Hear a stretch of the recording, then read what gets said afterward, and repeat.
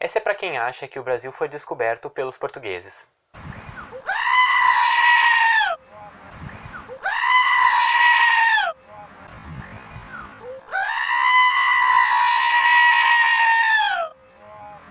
Se liga no vídeo de hoje.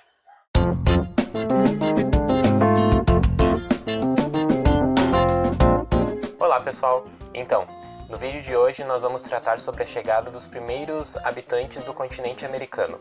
Bom, como vocês perceberam, não foi com o tio Cabral que o Brasil foi descoberto, nem a América de forma geral, né? Então, não é definitivo sobre como e quando ocorreu a chegada dos primeiros habitantes, né, no continente americano.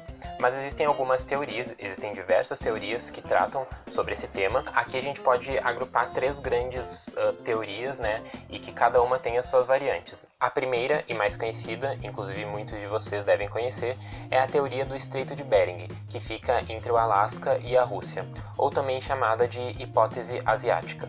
Essa teoria diz que durante o último período de glaciação, que ocorreu entre 70 e 10 mil anos atrás, nessa região o nível do mar baixou. Durante a glaciação, o nível do mar de todo o mundo baixou muito, né?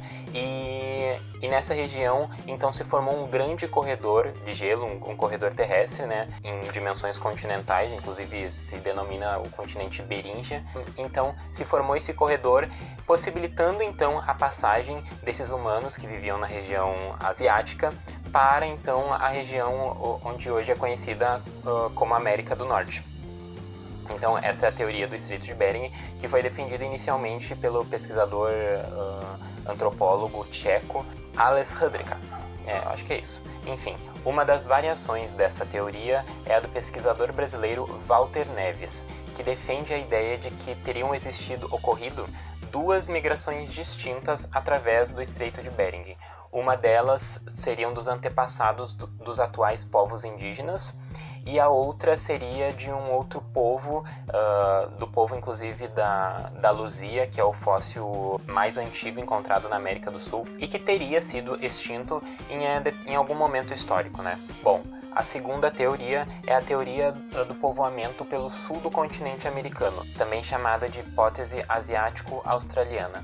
Segundo essa teoria, defendida inicialmente por Paul Rivet, os primeiros americanos teriam migrado da Melanésia e também do continente australiano, né, da Oceania, através do Oceano Pacífico, através de navegação em mar aberto. Essa teoria ela é a que é menos aceita pelos cientistas, né? Em função de, bom, imagina eles atravessarem todo o Oceano Pacífico. Mas alguns pesquisadores que defendem essa ideia, né? Eles também colocam que justamente no período da glaciação a gente tem que lembrar que o nível do mar ele baixou muito. Então, muito provavelmente existiam muitas ilhas e mais terra do que existe hoje nesse percurso, né, do oceano, né? Enfim, é uma teoria, é a que é menos aceita, mas é uma teoria que está aí, né, e é importante a gente conhecer também. A terceira teoria é das migrações transatlânticas, ou seja, das migrações através do Oceano Atlântico. E essa pode ser dividida em duas hipóteses. A hipótese europeia, que acredita que as migrações ocorreram através dos povos vindos da Europa, de regiões da Europa, e a hipótese africana, defendida também pela pesquisadora brasileira Nied Guidon, que acredita que os povos vieram de regiões da África também através do Oceano Atlântico. Lembrando que, apesar de ser quase que impossível, a questão do período de glaciação, onde o nível dos oceanos baixou muito, sendo que, então, a partir disso havia muitas ilhas e muitos canais terrestres onde esses humanos poderiam chegar também, né?